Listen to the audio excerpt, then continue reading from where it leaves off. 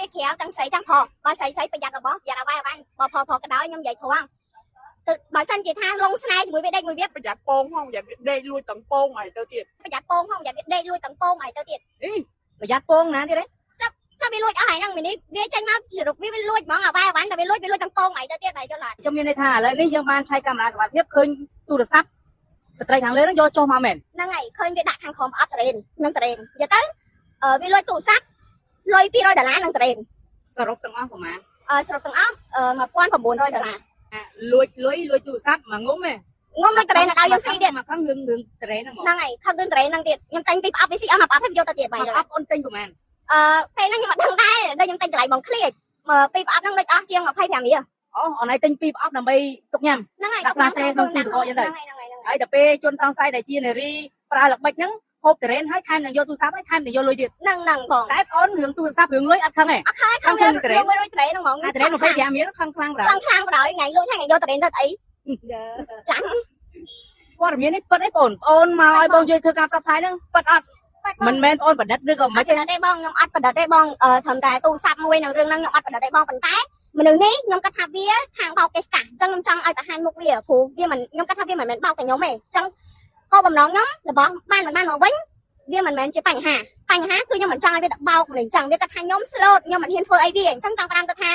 គិតថាខ្ញុំ slot មិនហ៊ានធ្វើអីណែឯងប៉ុន្តែណែឯងជួបរបស់ពិតណែឯងក៏ហ៊ានធ្វើខ្ញុំក៏ហ៊ានធ្វើណែឯងហ៊ានលួចខ្ញុំហ៊ានប្តឹងណែឯងហ៊ានលួចខ្ញុំហ៊ានផុសអញ្ចឹងបើសិនជាឃើញវីដេអូហ្នឹងហើយណែឯងយកទូរស័ព្ទមកខ្ញុំវិ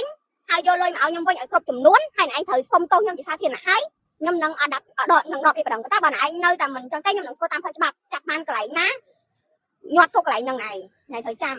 ំហ្នឹងចាយនេះឈ្មោះអីគេឈ្មោះពៅហេងហៅក្រៅចាយវៀតណាមអូចាយវៀតណាមពៅហេងហៅក្រៅចាយវៀតណាមហ្នឹងហើយនេះរូបភាពគាត់ហើយមើលពាក់មាសប៉ុណ្ណាណីហើយធ្វើខ្លួនហៃសូទៅហៅតែនេះគេហៅមីហៃសូប្រហោងក្នុងអូហៃសូប្រហោងក្នុងហ្នឹងហើយតែមាសនេះមាសពិតប្រកបឬក៏មាសខ្លាំងខ្លាំងព្រោះខ្ញុំអង្គុយចិត្តវាខ្មៅបងអូបងអូនអង្គុយចិត្តដែរប៉ុន្តែមើលទៅដូចជាខ្មៅអាប់ហ្នឹងហើយហើយតែពេលអាប់យើងក៏មិនសួរដេញដោលដែរព្រោះគេពាក់មាសមែនហើយក៏ពាក់មាសកន្លែងខ្លាំងខ្ញុំអត់ខ្វល់ទេហ្នឹងហើយសំខាន់គាត់ថាចេះខ្ញុំវាមិននឹកស្មានណាព្រោះខ្ញុំទៅតុកខ្ញុំខំតុកចិត្តខ្ញុំមិននឹកស្មានថាវាហ៊ានធ្វើចរិតខោដល់ថ្នាក់ហ្នឹងវាមិនលួចរបស់យើងណាតែយល់អត់ខំតុកចិត្តឲ្យបាយវាស៊ីឲ្យចាស់វានៅជូនវាទៅ KTV ទៀតទៅរកប្រុសទៀតវាធ្វើចរិតចឹងណាយើងមិនគិតមើលខឹងប៉ុណ្ណាហ្នឹ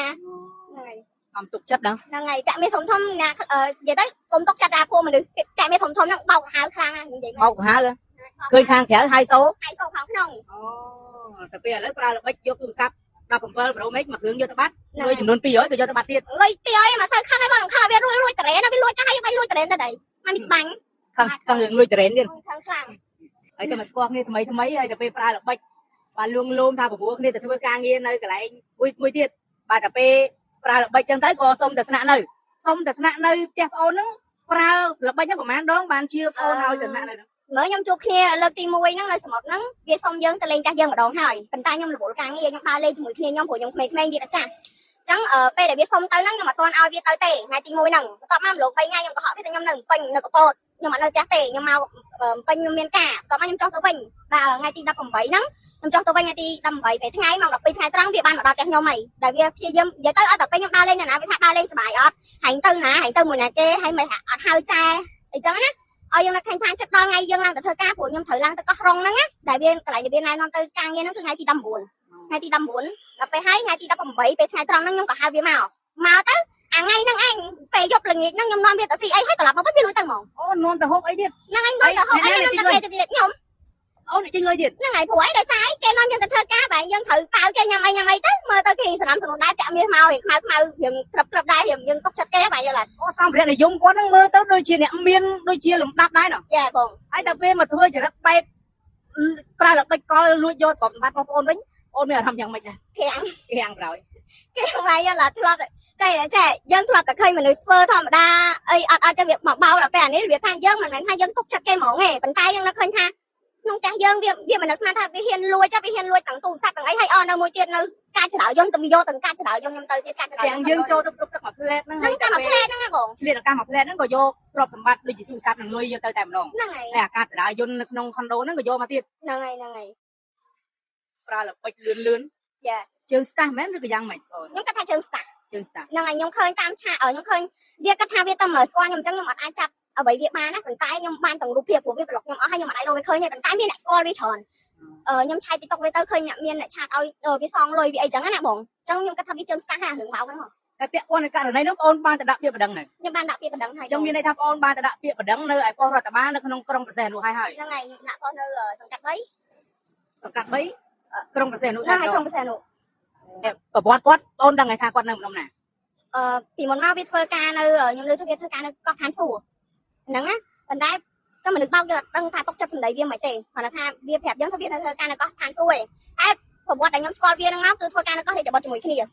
ហ្នឹងហើយដល់ពេលហើយពួកខ្ញុំដូរទីតាំងដោយសារខ្ញុំ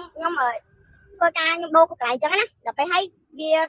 ខ្ញុំជួបវានេះវាថាវាធ្វើការនៅកោះឋានសួគ៌ដល់ពេលឃើញ TikTok វាថាវានៅកោះកុងដល់ខ្ញុំអត់ដឹងថាវានៅណាប្រហែលទេសារតែបាទសម្ភារៈនិយមរបស់គាត់នេះយើងឃើញថាបាទពិតជាបាទហៃសូមែនទែនបើយើងមើលប្រផ្លែទៅដូចជាបាទជំទាវឬក៏ជាលំដាប់អ្នកមានមួយរូបដែរក៏ប៉ុន្តែបងអូនស្រីថាបាទមាសដែលពាក់នៅ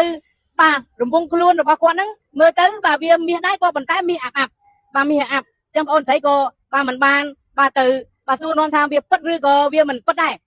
ក៏ប៉ុន្តែអ្វីដែលបងអូនស្រីហួសចិត្តនោះបាទយកទូរស័ព្ទនឹងលុយមួយចំនួនទួយហ្នឹងហើយបាទថែមទាំងយកតរ៉េន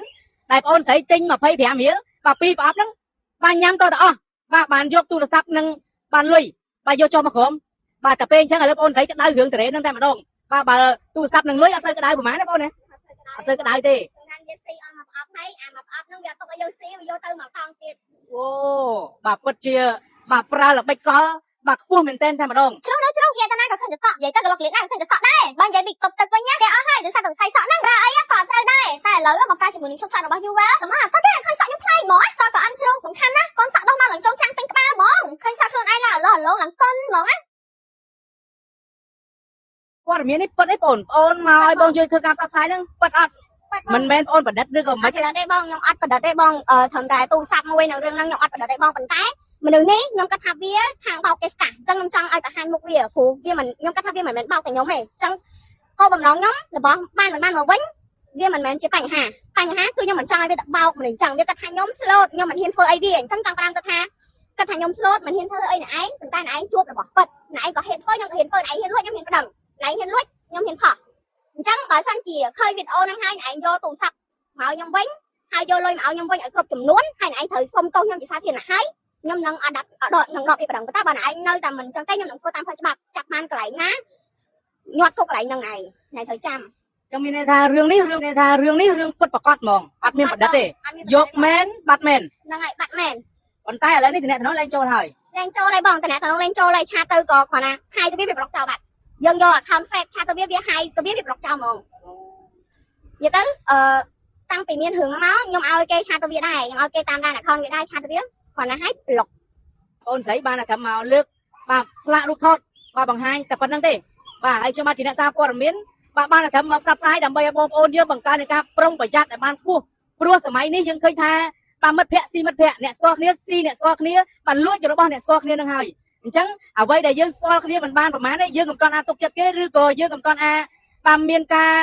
បាទទុកចិត្តគេខ្ពស់ពេកបាទតែពេលយើងទុកចិត្តបាទមនុស្សដែលមិនស្គាល់ប្រវត្តិបាទមកពីណាមកពីណីផងបាទតែពេលឥឡូវនេះបងអូនស្រីខកចិត្តយ៉ាងខ្លាំងតែម្ដងបាទហេតុការណ៍ខាងលើនេះបងប្អូនបាទទស្សនាពិចារណាតាមការគួរចោះបាទខ្ញុំបាទជាអ្នកសារព័ត៌មានបាទតែមកផ្សព្វផ្សាយព័ត៌មានដើម្បីបាទចែករំលែកបាទជូនទៅដល់បាទបងប្អូនដែលបានដឹងពីដំណឹងទាន់ហេតុការណ៍នេះតែប៉ុណ្ណោះហើយបាទសម័យខ្លួនបានឃើញបាទអាចបាទតំណាក់តំណងមកខ្ញុំបាទដើម្បីបាទធ្វើការបាទបកស្រាយបាទបានដោយបាទខ្ញុំបាទបើអឹមស៊ីទួទាំងក្រុមការងារបាទសូមបញ្ចប់បាទការផ្សាយបាទត្រឹមតែប៉ុណ្ណេះបាទមានបាទព័ត៌មានថ្មីនិងប្លែកយ៉ាងណាបាទខ្ញុំបានផ្សាយជូន